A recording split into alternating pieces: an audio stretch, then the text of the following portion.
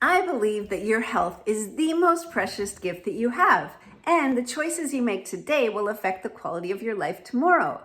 But wait, how do you know what to do when there is so much conflicting information out there, right? That food that you thought was really good for you, you read all the articles, someone is now saying that it's not good for you. And every single person that's lost 15, 20 or more pounds is now a so-called expert and telling you what is working for you. And the other thing is the food industry is also out to take you down. So many packaged and processed foods to make it convenient to grab something on the go and just put it in the microwave or the oven. And it says healthy on the package or pure or natural, so it must be good for me, right? Maybe wrong. And who has the time to spend hours and hours meal prepping on the weekend? We're busy and we have other things that need our attention, like kids or aging parents.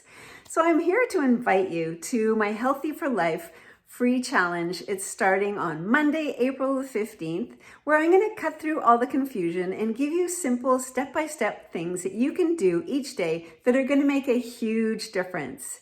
I'm a naturopath and weight loss specialist, and my passion and what I'm most known for is eating right for your body type, because I truly believe that one size fits all never works. So join us on Monday. There'll be 4 days of short trainings. Number 1, we'll be diving into how to replace ordinary foods with healthier alternatives. Day 2 is how to overcome your cravings and late night snacking.